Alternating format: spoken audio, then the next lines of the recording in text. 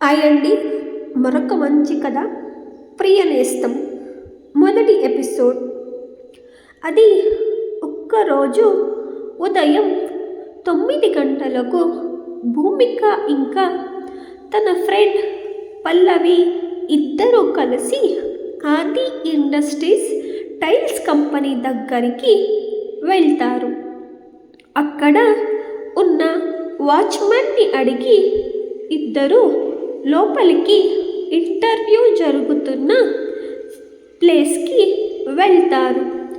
భూమిక ఇంకా ఆమె ఫ్రెండ్ పవిత్ర ఇద్దరు ఆఫీస్ లోపలికి రాగానే అక్కడ ఇంటర్వ్యూ కోసం వెయిట్ చేస్తున్న అమ్మాయిలని చూసి పవిత్ర భూమికను చూస్తూ, ఇక్కడ ఈరోజు నాకు జాబ్ వచ్చినట్లే అని అంటుంది. అప్పుడు భూమిక పవిత్రని చూస్తూ, నీకు ఇక్కడ జాబ్ దొరకకుంటే ఏంటి, నీకు నేనున్నాను అని అంటుంది. అలాగే ఇద్దరు అక్కడే వెయిట్ చేస్తూ అక్కడ ఉన్న గడియారాన్ని చూస్తూ ఉంటారు. అప్పుడు టైం వచ్చి 11 o'clock అయి ఉంటుంది. కానీ ఇంటర్వ్యూ టైమింగ్స్ మాత్రం 10 o'clock అని, ఇంటర్వ్యూ స్టార్ట్ అవ్వాలి అని. అప్పుడు 11 అయినా ఇంటర్వ్యూ ఇంకా స్టార్ట్ కాలేదు అనుకుంటూ అలాగే అక్కడ ఉన్న అమ్మాయిలందరూ ఆ కంపెనీ ఓనర్ రాక కోసం వెయిట్ చేస్తూ అలాగే అక్కడే కూర్చొని ఉంటారు. అలాగే ఆఫీస్లో వెయిట్ చేస్తూ ఆఫీస్ మొత్తం అలానే చూస్తూ ఉంటారు. కానీ భూమిక మాత్రం కంపెనీ ఓనర్కి అస్సలు టైం సెన్స్ లేదు అని అనుకుంటుంది. అప్పుడే అక్కడికి ఒక పెద్ద కార్ వచ్చి నిల్చుంటుంది. అందరూ ఆ కార్ వైపు చూస్తారు. ఆ కారులో నుంచి ఒక 6 అడుగులు ఉన్న వ్యక్తి ఒక బ్లూ కలర్ సూట్లో అలాగే నడుచుకుంటూ అతని క్యాబిన్ లోపలికి వెళ్ళిపోతాడు. అతన్ని చూసిన భూమిక మాత్రం అతడిని చూస్తేనే ఇతడికి సరిగ్గా టైం సెన్స్ ఏమాత్రం లేదు. ఇక ఇతడి మొహంలో కూడా ఒక చిన్న చిరునవ్వు కూడా లేదు అని అనుకుంటుంది. అలాగే అతడికి అహంకారం కూడా ఎక్కువ అయి ఉంటుంది అని భూమిక తనలోనే తాను అనుకుంటుంది. అప్పుడే వాళ్ళ బాస్ ఇంటర్వ్యూని కూడా స్టార్ట్ చేస్తాడు. 10 minutesకి ఒక అమ్మాయి అని అతని క్యాబిన్ లోపలికి ఒక్కొక్కరుగా వెళ్తారు. ఒక 10 మంది అమ్మాయిలని ఇంటర్వ్యూ అయిన తరువాత అక్కడే ఉన్న ప్యూన్ వచ్చి మరో అరగంట బ్రేక్ తర్వాత మిగిలిన ఇంటర్వ్యూస్ని సార్ కంటిన్యూ చేస్తాడు అని చెప్పి అక్కడ నుంచి ప్యూన్ వెళ్ళిపోతాడు. కానీ ఈ మాటలు విన్న భూమికకి మాత్రం తాను మార్నింగ్ నుంచి అక్కడ అలాగే వెయిట్ చేస్తూ ఉంటే ఇక 5 మంది అమ్మాయిలు మాత్రం బాకీ ఉన్నప్పుడు అతడు ఇలా ఇంటర్వ్యూని బ్రేక్ 1/2 hour ఇవ్వడం ఎందుకు అనుకుంటూ అదే కోపంతో ఇంటర్వ్యూ జరుగుతున్న అతని క్యాబిన్ లోపలికి భూమిక డోర్ని గట్టిగా నెట్టుకుంటూ గట్టిగా అరుచుకుంటూ వెళ్తుంది. అప్పుడే అతడు తన కళ్ళని క్లోజ్ చేసి చైర్ పైన కూర్చొని తనకి రెస్ట్ కావాలనుకుంటూ రెస్ట్ తీసుకునే సమయానికి సరిగ్గా ఈ భూమిక డోర్ని గట్టిగా నెట్టుకుంటూ లోపలికి వెళ్తుంది.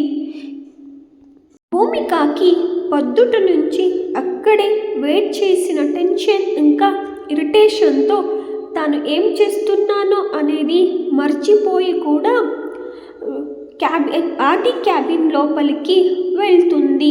అక్కడ భూమికని చూడగానే భూమిక ఆదిని చూడగానే అతడి పైన గట్టిగా విరుచుకుపోతుంది. డోర్ని అంత గట్టిగా ఓపెన్ చేయగానే ఆది అతడి కళ్ళను ఓపెన్ చేసి అలాగే చూస్తూ ఉంటాడు. భూమిక నువ్వు ఎవ్వరు అని ఆది అడుగుతాడు. అప్పుడు భూమిక అతడిని చూస్తూ నీకు కొంచెం అయినా టైం సెన్స్ అనేదే ఉందా, కొంచెం అయినా కామన్ సెన్స్ ఉందా అని ఆదిని అడుగుతుంది. ఇంకా బయట ఆడపిల్లలు వెయిట్ చేస్తున్నారు అని మీకేమాత్రం తెలియదా, ఇంకా ఇప్పుడు బ్రేక్ ఎందుకు అని భూమిక ఆదిని అలాగే గట్టిగా అరుస్తూ అడుగుతూ మీరు ఇక్కడ రెస్ట్ తీసుకునేంత వరకు ఆ అమ్మాయిలు అలాగే వెయిట్ చేయాలా, ఇది మీకు ఎంత దురహంకారం ఉంది అనే దాన్ని తెలియచేస్తుంది అని భూమిక ఆదితో అంటుంది. మీలాంటి వాళ్ళ దగ్గర జాబ్ చేయడం కన్నా అలాగే ఉండడం మేలు అని అంటుంది. కానీ అప్పుడే అక్కడికి వచ్చిన పవిత్ర మాత్రం భూమిక చేయి పట్టుకుని గట్టిగా వెనక్కి లాగుతుంది.